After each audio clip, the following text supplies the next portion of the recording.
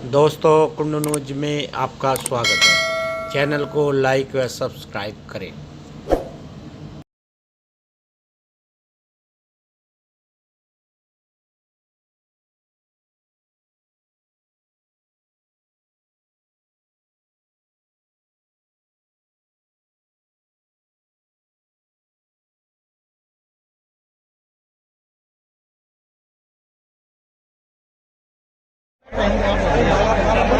राम राम साहब, आज आपको तो मालूम है चौधरी अजीत सिंह जी का जन्मदिन है।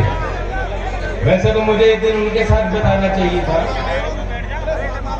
और आज सुना जब मैं निकल रहा था उन्होंने कहा ठीक है मथुरा वालों के साथ बताओ, एक ही बात है।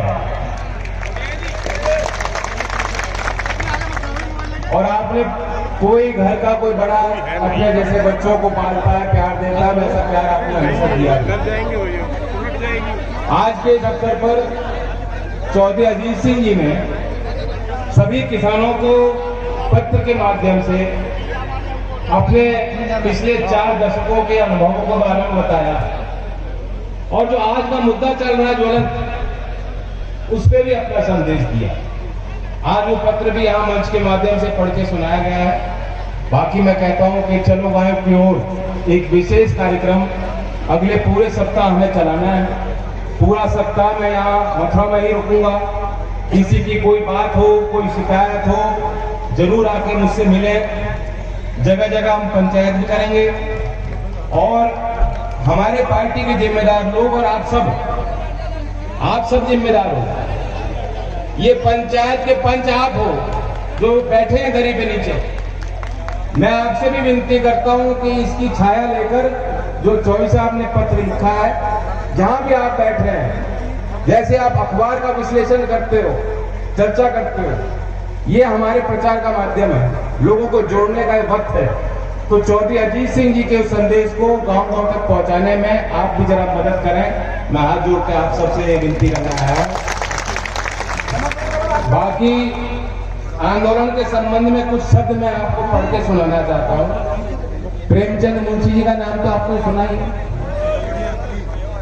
ऐसा लगता है कि उन्होंने शब्द आज के लिए लिखे हैं। जो जिनके हाथ में कला होती है, सोच में जिनकी वो विजन होता है, उनके कहे गए शब्द जो है पीढ़ी दर पीढ़ी चलते हैं, प्रासंगिक लगते हैं। उन्होंने आंदोलन के लिए कहा है। प्रेमचंद मुंशी जी कहते हैं कि लोग कहते हैं आंदोलन, प्रदर्शन और जुलूस निकालने से क्या होता, इससे यह सिद्ध होता है कि हम जीवित हैं, अटल हैं और मैदान से हटे नहीं हैं। हमें अपने हार ना मानने वाले स्वाभिमान का प्रमाण देना है। हमें यह दिखाना है कि हम गोलियों और अत्याचारों से भयभीत होकर अपने लक्ष्य से हटने वाले नहीं, और हम उस व्यवस्था का अंत करके रहेंगे जिसका आधार स्वार्थीपन और खून पर। बताओ साहब, आज का लग रहा है ना बिल्कुल आज के लिए लिखा हो। हम सब आंदोलन जीवी हैं। आंदोलन से देश बढ़ता है आगे। आंदोलन जब रचे जाते हैं तो जनभावना पर आधारित होते हैं, वरना वो आंदोलन सफल नहीं होते। और जिस तरह के प्रयास आज हो रहे हैं, एक एक दिन के सूचना पर जिस तरीके से गांव के लोग अपने साधनों से जुड़ के आ रहे हैं, सीधी सी बात है। ये आंदोलन प्रभावी इसलिए बन रहा है क्योंकि जनता इनकी बात को समझ रही है। शुरुआत पंजाब से भले हुई हो, लेकिन किसान पिछले 6-7 साल से जिसने सोचा था कि हम बढ़त हासिल करेंगे, सरकार हमारी बनी बहुमत की है, हमारी बात मानेगी, तमाम सपने देखे थे लोगों ने, वे जब चूर चूर हुए, धीमे धीमे चोट लगी है लोगों को, और ये मौका मिला। पंजाब के उन किसानों ने, हरियाणा के उन किसानों ने बहुत हिम्मत का परिचय दिया, वो आए। उत्तर प्रदेश का किसान भी देख रहा था। मीडिया वाले कहते हैं भाई यूपी में क्यों नहीं हो रहा। यूपी में भी किसान वही है। वे किसान भी जो है देखता है यहाँ हमारे यहाँ मंडी व्यवस्था है नहीं, मंडियों का निर्माण सरकारों ने किया नहीं है, सरकार खरीदती नहीं, क्रय केंद्र बनाती नहीं। हाउस में सदन में प्रधानमंत्री कह रहे हैं चिंता की कोई बात नहीं, एमएसपी था, एमएसपी है और एमएसपी रहेगा। लेकिन सवाल तो ये बनता है ना, एमएसपी मिल किसको रहा है? एमएसपी तो कागज पे था और कागज पे ही है, और तुम्हें सुधार करना था तो उस पर अमल करके उसे बनाते कोई व्यवस्था उसके लिए, वो आपने किया नहीं। आप किसी फसल को उठा लो, धान की फसल सरकारी रेट क्या है? 1868 रुपया है। भाव क्या मिला है? 1100। बाजरे का एमएसपी है 2150 रुपया है। क्या भाव मिला था? सोयाबीन का देख लो 3880 रुपये सरकार का रेट है, और 3000 से ऊपर मैं जानता हूं, जानकार बताते हैं इससे ऊपर भाव नहीं मिला। सरसों ले लो, गेहूं ले लो, आप किसी फसल को ले लो, सरकार का दावा कुछ और है, हकीकत कुछ और। अब कुछ लोग कहेंगे साहब मोदी जी के इर्द गिर्द जो लोग हैं वो दरबारी लोग हैं, उन्होंने गलत सलाह दे दी। ऐसा नहीं है, ये गलत फहमी मत पालना। इस सरकार में कोई सलाह देने वाला नहीं है, इन्हें कोई सलाह नहीं दे सकता। इनके लोग जिनकी जड़ें हैं गांव में, आज वो गांव में नहीं जा पा रहे और ना ऊपर बता पा रहे, चुप्पी है बिल्कुल। यहां ताला लगा दिया मुंह पे, भगा दियो। मैं भगाने की बात नहीं कर रहा, मैं तो उनको बैठाओ, प्यार से बैठाओ। माइक की आवाज नहीं आ रही।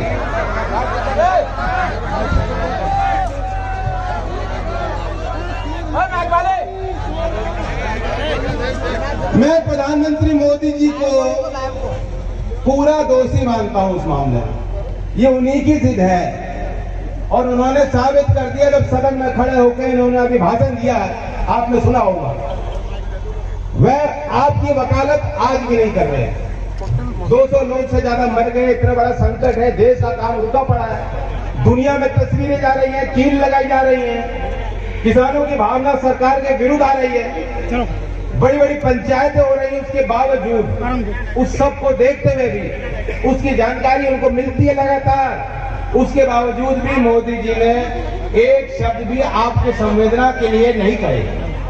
उल्टा उन्होंने वहां वकालत ये कही, उन्हीं के शब्द में दोहरा रहा हूं, उन्होंने कहा एक समय होता होगा जब पूंजी कमाने वालों को बदनाम किया जाता था।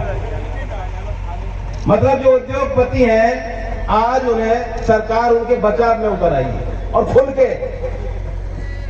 इतनी हिम्मत कभी किसी की नहीं हुई। गरीब देश है, लोग आज भी सरकार पर निर्भर हैं।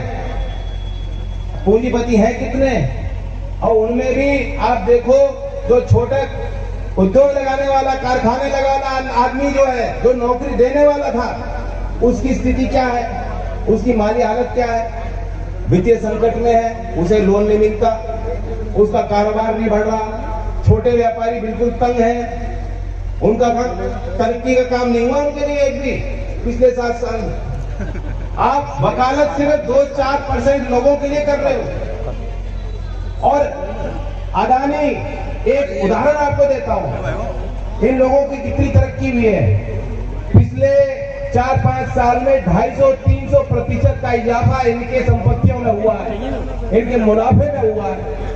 2013 में अडानी पूरे देश में 44 परियोजनाओं पे था, 2013 में 44, 2018 में वो 92 हो गया, डबल हो गया 4 साल के अंदर।